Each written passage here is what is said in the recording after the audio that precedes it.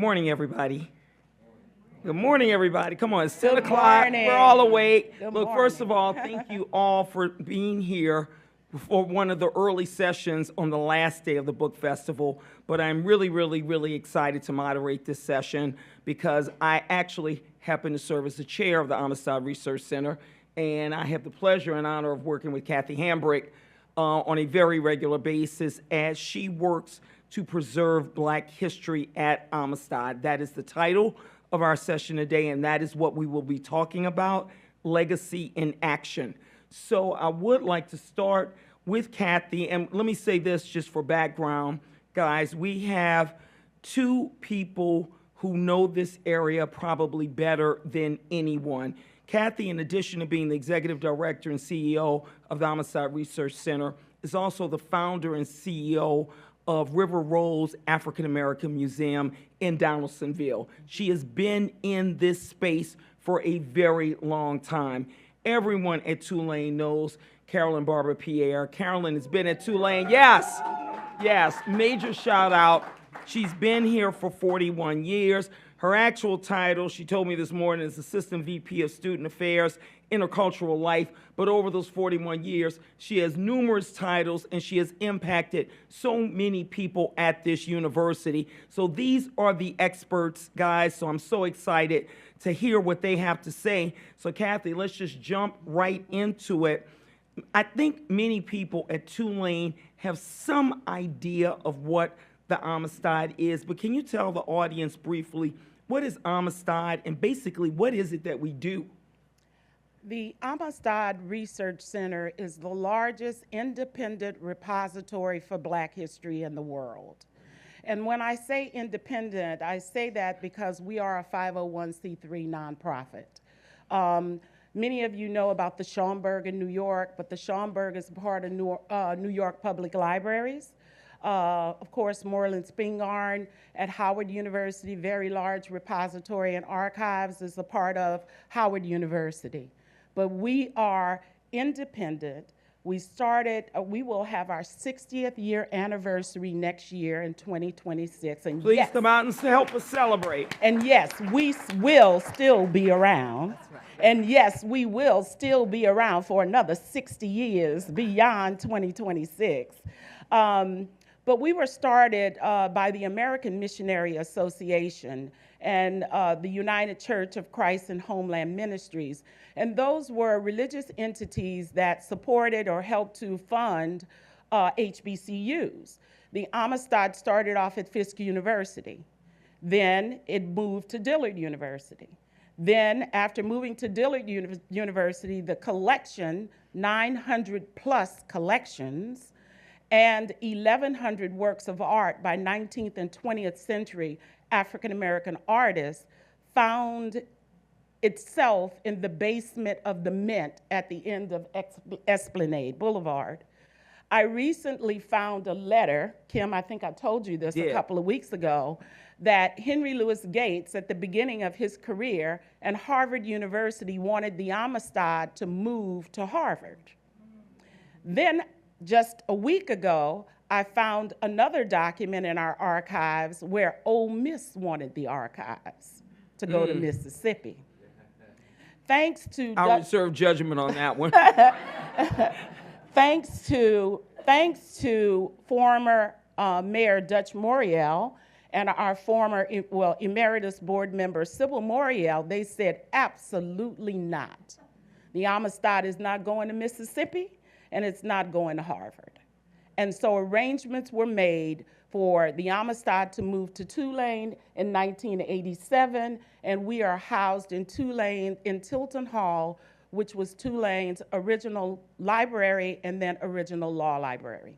Well, Kathe, that is a great background and that's a great history, but I'm gonna be honest with you, before I became affiliated with the Amistad, I don't know if I necessarily understood the difference between what an archive does versus what a library does versus kind of what a museum does. So since you're the expert, can you tell the audience really what are we versus being a library or a museum?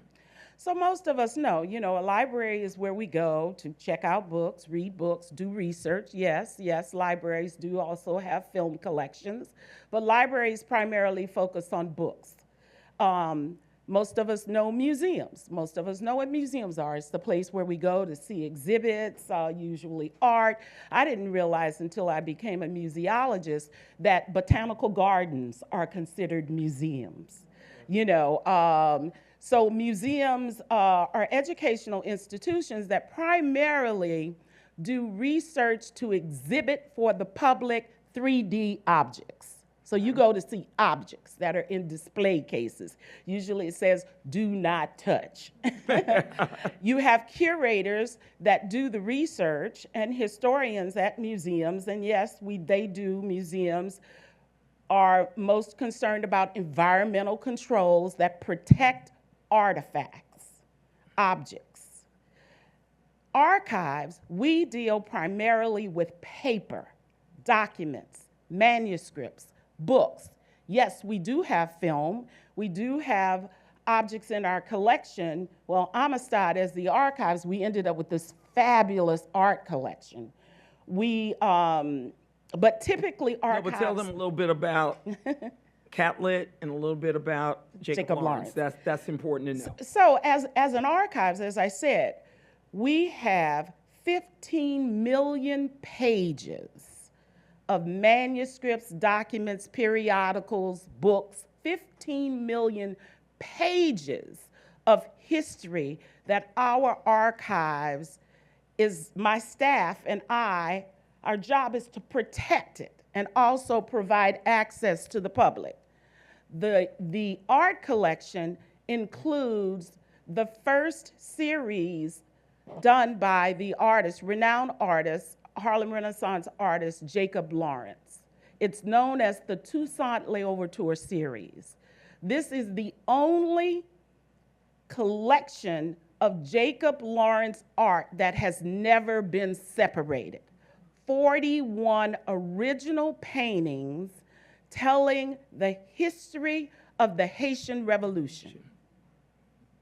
So we received a major grant from the Terra Arts Foundation last year for the conservation of these 41 original paintings. And tell them where they will be displayed in 2026, Kathe. So as a part of she likes to build up to it and then hold you guys in suspense.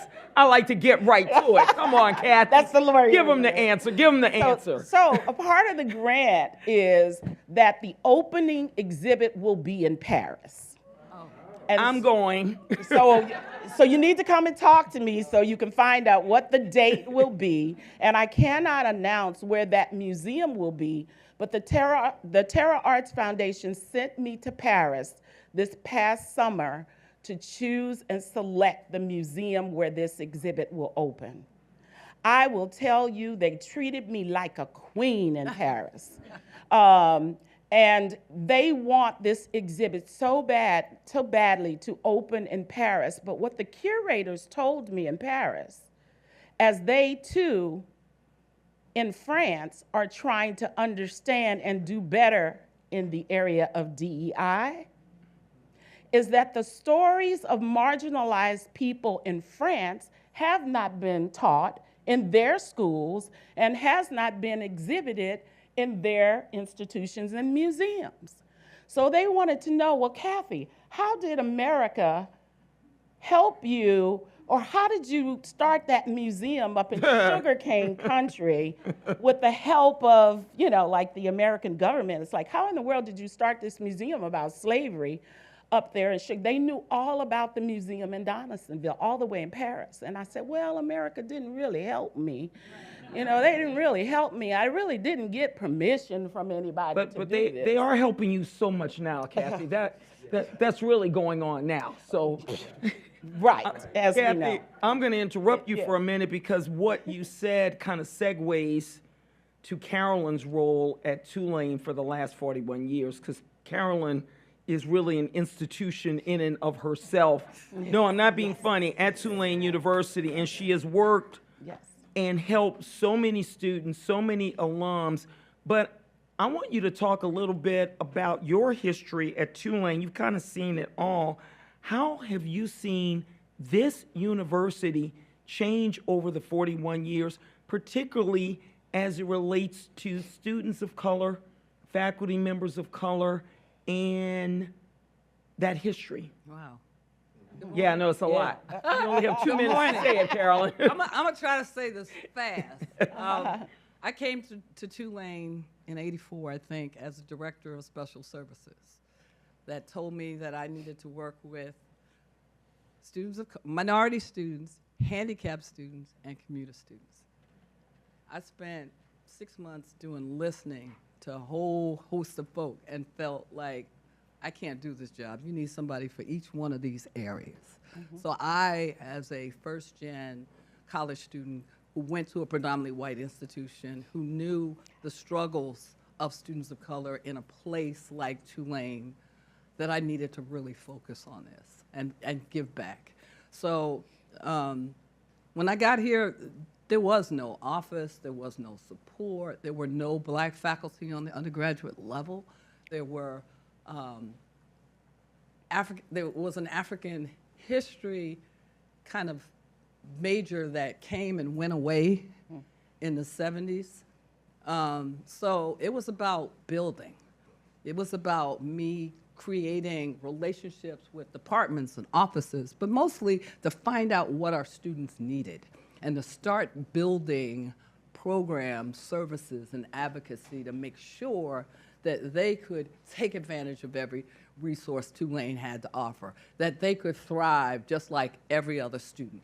So I went about just building mentoring programs, building leadership development programs, working with various offices to get our students jobs, internships, to start bringing folks to campus, African-American scholars and a whole host of folks through, you know, I worked with first the African-American Congress of Tulane, which is now called the Black Student Union, who brought amazing speakers to this campus, from Cornel West to Malana Karenga to, Sonia Sanchez, Nikki Giovanni, to start not only educating the Tulane campus, but helping our black and brown students understand their role in this society and their worth in this society. So over the years, you know, and then we started, after the MLK holiday was recognized, that we couldn't just take a day off, that we needed to do something. But we didn't need to do that by ourselves. So we created a consortium between Tulane, Loyola, Xavier, and Dillard to not only bring those voices, to celebrate the accomplishments of African Americans, to remind us of our history. And then over the years, we've just continued to build.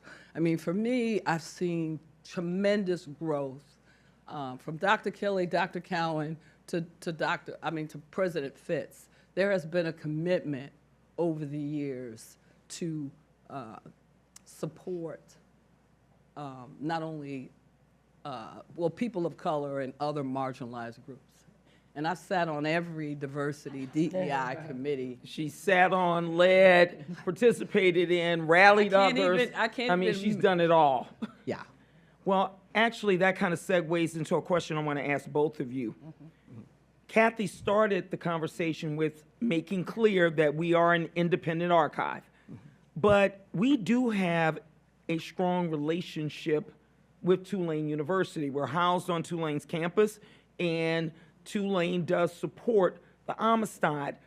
Why do both of you think that relationship is important?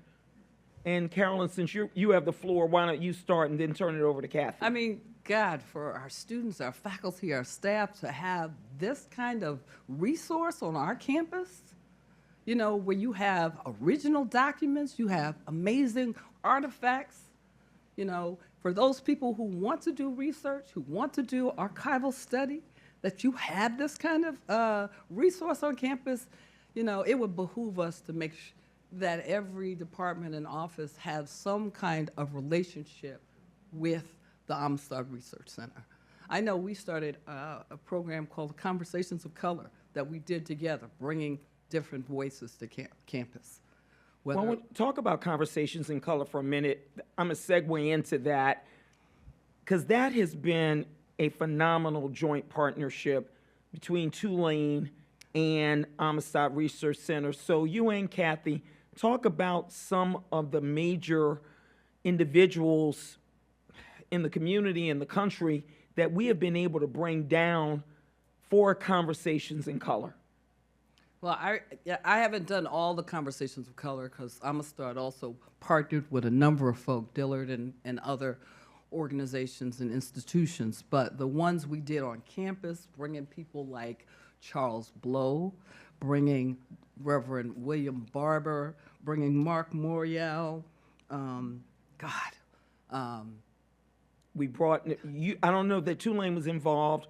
Kathe, this was right before you started. We brought Nicole Hannah-Jones Yes, to Nicole talk about Hannah-Jones. Project 1619. Yes. We brought, and Kathe was our interim director when we did a program at Dillard Right. in August of 2023 to recognize the 60th anniversary of the March on Washington with Ronnie Moore Right. and Dottie Simmons. Tell the audience a little bit about that program, because that was revolutionary. Was.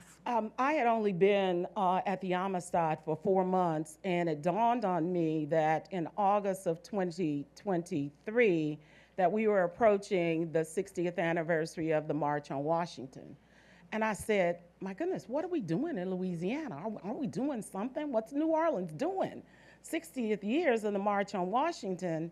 And so I knew Ronnie Moore from the work that I had done with him about his life being the field secretary for CORE Louisiana. And so when I called Ronnie, I said, Ronnie, tell us what happened. Where were you in that summer of 1963 leading up to the March on Washington? Did you go? And then he said, oh, Kathe, you have to talk to Dodie. And so we then partnered with Dr. Ishmael's class at Dillard on social justice and said, okay, we need to get students in here to hear students, young people, this next generation coming behind us. How many of these civil rights icons are still living? Mm-hmm. You know, students need to hear directly from them. So we did the program that was at Dillard. That's amazing. Honoring both Dodie and Ronnie, and invited the public and students to come and hear from them firsthand. And what's critical about that program that Kathe put together at Dillard was the title, to me, really says it all, particularly with where we are now. Where do we go from here? Yeah. That was the title of the program. So we brought in these two civil rights icons who at the ages of 15, 16, 17, and 18 took on the mantle of fighting for civil rights for all of us. And part of what we've tried to do is push that mantle and pay it forward to young people, even young people on this campus. Okay, where are we going? What are you going to do to keep this struggle moving forward in a progressive way? And I want both of you to discuss what is our interaction with students on Tulane's campus. How does Amistad interact with Tulane students, and what can we do basically to improve that relationship? Well, you know, President Fitz asked me at the first meeting that I had with him within the first year that I was here. He invited me over to ask how Amistad was doing and who actually comes there. He said, who actually comes to the Amistad? And I said, well, you know, the same people who visit special collections on the other side of campus and the library here on campus. It's people who want to do research. What has amazed me is to see the numbers of teachers throughout the schools here in New Orleans, charter schools and schools, middle schools and high schools that bring students to the Amistad. I mean, what teacher brings students to teach them how to use primary source documents? Right. Right. I mean, But it's what teacher knows how to use primary source Right. documents Exactly. these days? That's Exactly. my question. So there are, I want to say to you, you know, with all of the complaints and problems that we talk about in our school system, I want to tell you there are good teachers out there. There are And great there teachers are out there. great teachers out there. Great teachers out there. Kim, your mother was a teacher. I have teachers who were in the New Orleans public school system who are part of my life. I think we need to praise these teachers and try to support them as much as we can. We're waiting right now for the approval of a grant where we're going to train 6th through 12th graders, and it's called the Junior Archivist Program. So, you know, they said, well, you can't use certain language when you're applying for these grants. Well, how in the world can the Amistad, by name of who we are, how are we not, am I supposed to not use the word freedom? Can I not say the word freedom? Can I not teach about Native American orphans who are part of our collection? Can I not teach about Japanese Americans who were held on the West Coast, who we have a photo collection? So I said, what we will do, we're gonna rewrite this grant because they kicked it back to us. We're gonna rewrite this grant and we're gonna focus on training the next generation of archivists. Just so happens that the material that they will be learning from are the primary source documents that are part of the Amistad collection that includes the American Committee on Africa, 700 boxes from the organization known as ACOA. They will be learning from our collection another 700 plus boxes from an organization called the FSC, the Federal Southern Cooperatives. This was community organizations in 5 states in the South, Black farmers and Black landowners, where they organized themselves to protect the farmlands in 5 states. We have those financial records. We have the maps of these rural communities from Epps, Alabama, all the way to, some small towns in Louisiana. I thought I knew every small town in rural Louisiana. But places, landowners, you don't know if your family member owned land in one of these small towns. You may know that one of your relatives, your grandparents, aunts, and uncles owned land, but you have no access to the records in the courthouse that can prove that they purchased this property. We have those documents with their names, receipts from their purchases, with the maps. And so these records will be used to train the next generation of archivists, young people, 6th through 12th graders, who will learn how to do the job that I do now and that my staff does. I say that archivists are scientists. Absolutely. Absolutely. You know, they called it library science. How many of you have librarians in your family? Okay, we call them librarians, but they get degrees in library science. It's a science to protecting this paper. We are, if you think in terms of those people who protected the papyrus in the Library of Alexandria, Egypt, by the way, that happens to be in Africa. Yep. Yep. If you think about the people who protected the books in Timbuktu, which also happens to be in Africa. Right. I am the first generation of Black museum curators. My friends at the Smithsonian right now are sitting on pins and needles. I'm the first generation of Black curators. I'm not the first generation of Black archivists or librarians, but it is our responsibility, your responsibility, to support the Amistad so that we can train the next generation of scientists who will protect the truth. The truth is held in the stacks of the Amistad. Amen.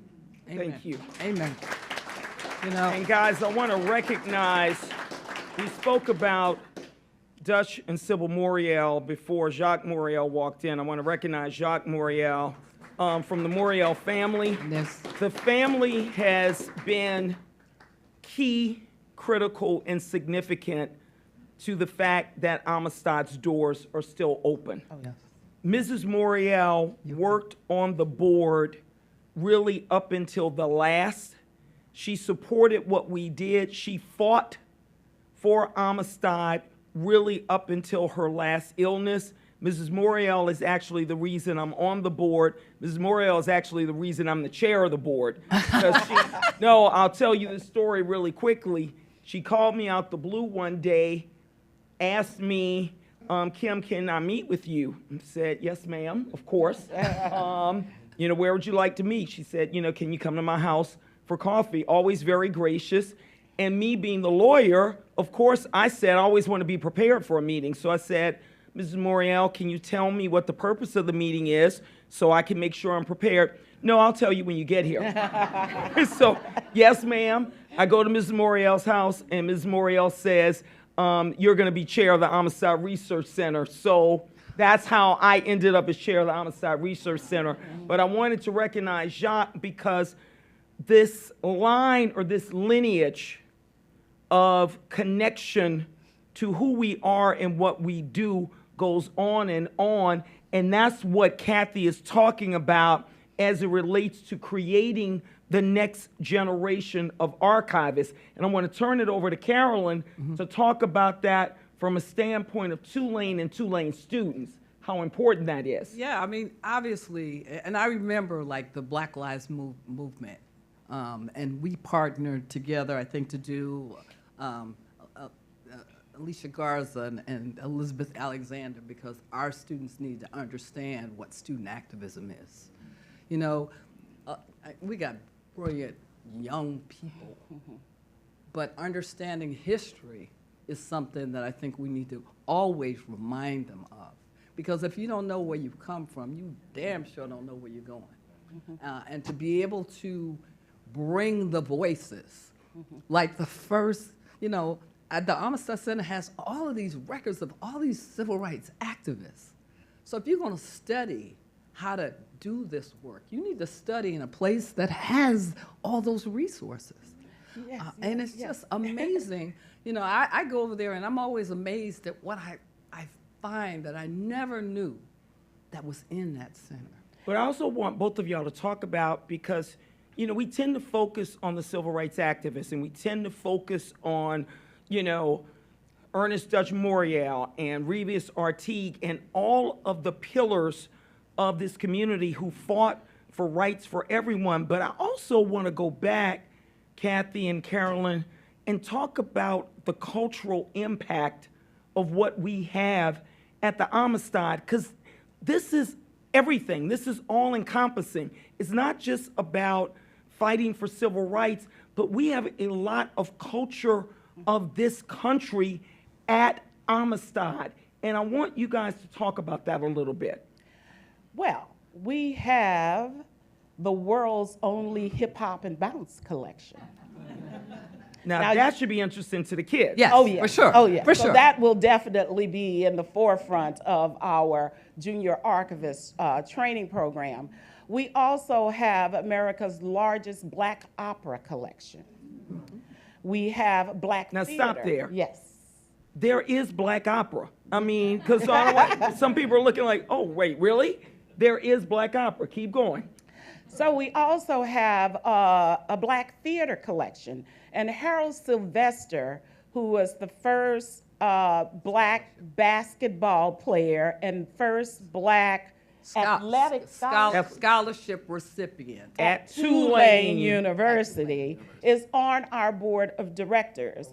And so I have a call planned with Harold on this Thursday with his Black Broadway friends and Black Hollywood friends, who want to support the Amistad when they found out that we have the collection of Douglas Turner Ward, Yes. who is the founder of the Negro Ensemble Company that was the first Black Broadway theater company.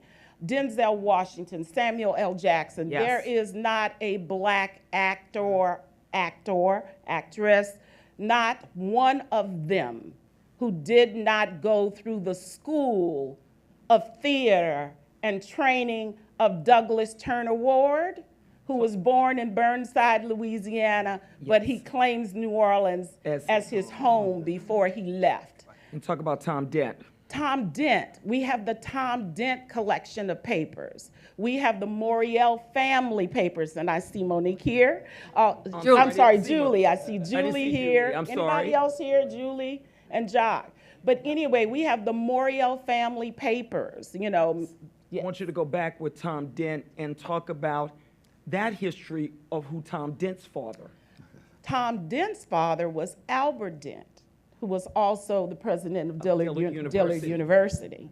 So all this is full circle. This is full circle. And his mother, I didn't realize this, his mother, oh gosh, her first name, Cunningham Dent, was the founder of Ebony Fashion Fair. Yes. Do you guys remember Ebony Yes. Fashion? I don't know. Yeah. Those of you Ebony with gray Fashion hair, Fair. yes. Exactly. You know, the first, I guess it was our first real exposure to the runway with Black models. She was the founder of that. That was Albert Dent's wife. We hold their family And this is papers. when Black models could not be on the runway for white designers. So I want to be very clear about that. And I also want to recognize and acknowledge one of our board members, Dr. Roseanne Adderley, who is in the history department at Tulane University, has been on the board for a number of years, and she helps keep us straight on facts and real history. And I've got to say this, and I'm going to turn it back to Carolyn. What's going on now is a lot of discussion that's not grounded in facts. They're not grounded in facts. We focus on facts, good facts, bad facts, whatever, but they are facts. That's what real history is about. Dr. Adderley helps keep us grounded in facts and the history. Right? Right. Keep going. It is amazing to see what is in the Amistad Center, and it has inspired me to encourage our students not only to use the resources that are in the Amistad, but it has also inspired us to do other things, like take students abroad, you know, and understand those different worldviews and understanding those histories, to bring specific speakers to campus, to create programs that look at that history. You know, again, I can't emphasize anymore the importance of knowing who you are, where you come from, when we are told that we are less than, that we did not have the amazing kings and queens that we've come from. So understanding,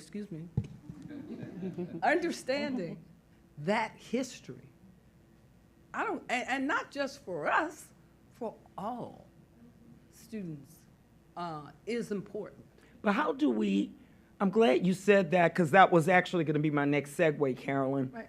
One of the things that, I don't want to say concerns me, but concerns me as someone who's in their 60s now, and I deal with college students a lot. I'm honored to serve on Tulane's board. I'm honored to serve on Dillard's board. I deal with young people a lot. Sometimes I feel that they don't quite get why it's so important to be engaged and also to have your mindset expanded, even with viewpoints you don't agree with, because that's what seems to be going on now. If we don't like a particular viewpoint, I notice when you guys do the introductions for the book fest, you make it clear you're not going to let anybody drown out the speaker just because you don't like the viewpoint. if you want to have a great liberal arts education, you've got to be exposed to different viewpoints. So Carolyn, you work with students all day, every day. What can we do as older people to help them understand how important it is to kind of expand your worldview? Hey, that is my challenge. It is. Because young people, there's so much information overload. They have this I call it the new nipple, where they can't function, but they believe everything they read, But college is the time where you come and you listen to all kinds of views, whether you agree with it or not, but giving students the opportunity to hear and maybe think and maybe process, hey, maybe what I've learned may not be totally all correct. Right. Totally Yes. correct. Yes. So I think it opens the mind to understanding, all kinds of things, but also the connection of our humanity. I mean, obviously, there's so many people that I would disagree with, but understanding where they're coming from gives me a perspective of what I need to do, either to reinforce my values or to work with figuring out a way that we understand and work together. Because let's face it, we can't live on an island. We can't live in our own little communities and think that, the world is going to go on. We have got to depend on each other. Absolutely. As we move forward. And there's a lot of attacks right now on DEI. But hey, I'm old school. I'm going to continue to provide the services and support that allow our students to feel heard and appreciated and included, in this great society. I will always be an advocate for free speech, because I think it's important. Well, that's People one of the have got constitutional to principles hear- on which we're founded. But I want to flip what you said, Carolyn, and turn it over to Kathe. Kathe, I keep asking Carolyn, what can Tulane do more? What can she do more to engage Tulane students in what we do?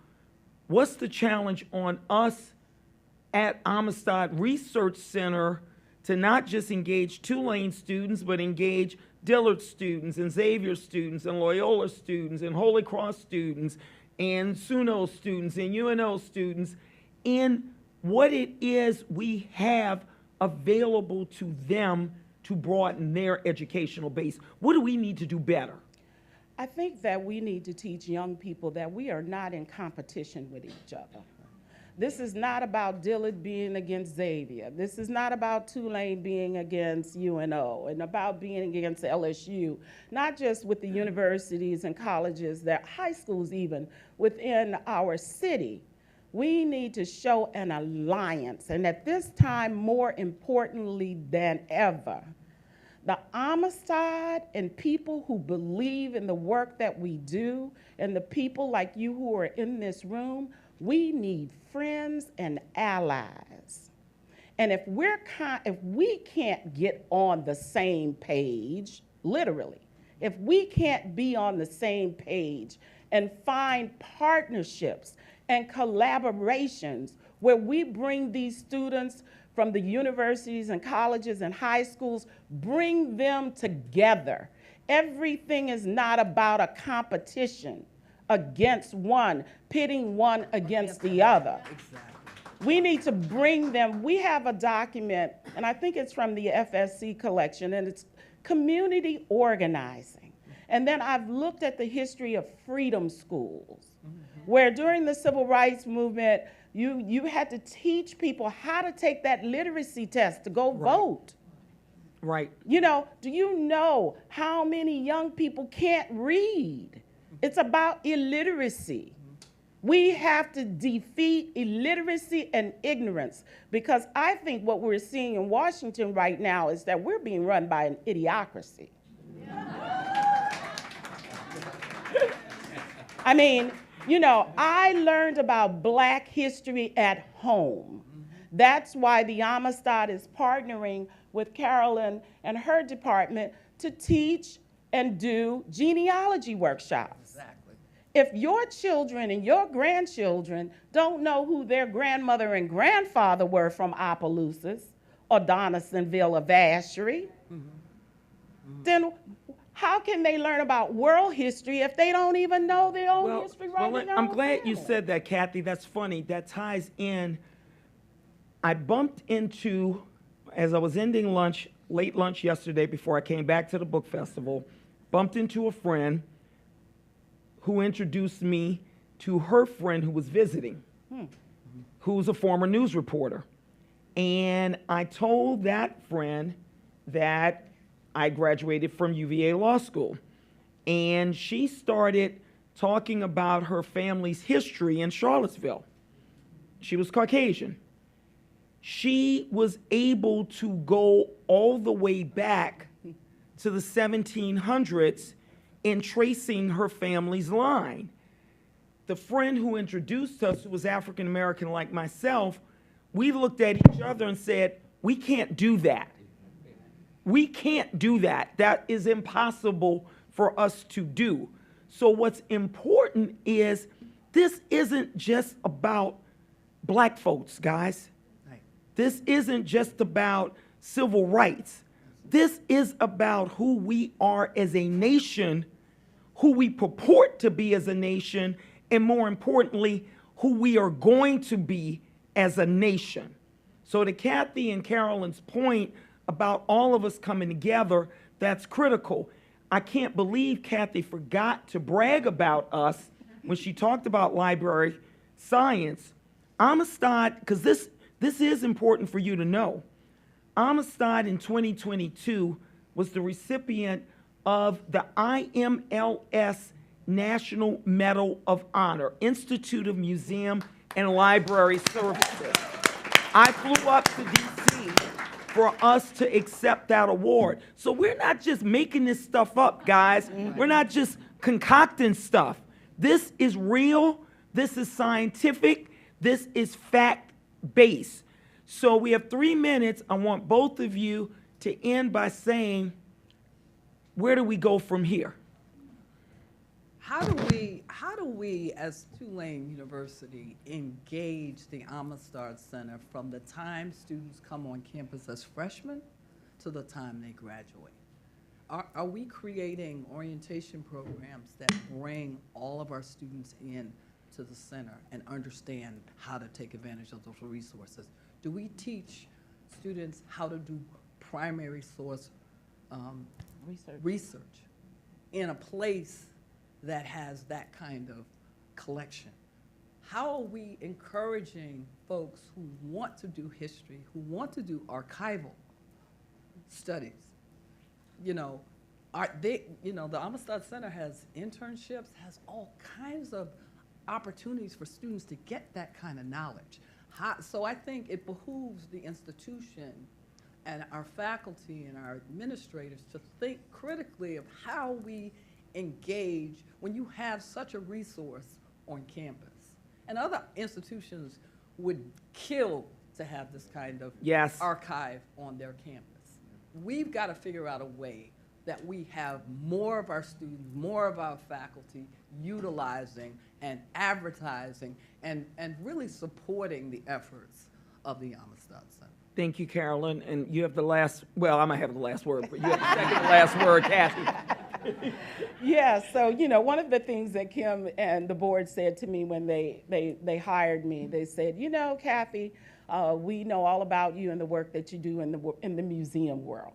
And they said, museums get the big sexy. They have the galleries, they get to do the receptions and the parties and the galas, and they show off what's in their collection, and that's what gets the public excited, even with programming. I want to say thank you to Tulane University. We're in the original law library building that has a halon gas system. We are one of 3 archives in the entire country that has halon gas. That means if a fire happens, the oxygen will be taken out of the room and there won't be water sprinklers that wet everything. I mean, that's really a big deal. 30 seconds. But I do want to say, what can Tulane do? I've asked the university, and I appeal to you, we need our own exhibit space. There is no, you've heard me say, we have 900 plus collections, 15 million pages of documents. Museums get loaned from us all the time. We have Mary McLeod Bethune's diary at the Smithsonian right now. I was in Washington, D.C. at the National Gallery of Art last week, and Elizabeth Kathe, we had 14 items from Elizabeth Kathe. We need our own exhibit space so that we can tell our stories right here in New Orleans. We need that real estate where we can have our own gift shop, our own programs, more than just a reading room. Right now, we have 14 members of our staff. Kathe. And I turn it back over to the board. Thank you. Guys, this has been a phenomenal discussion. We have the giants in the field, Carolyn, Barber-Pierre, Tulane University. We have Kathe Hambrick, founder, CEO of River Rose Museum, as well as the CEO of the Amistad Research Center. Thank you for all being here this morning. Thank you for filling the room. Thank you for supporting us, and we expect to see you all at the Amistad. Thank you for Tulane Book Festival.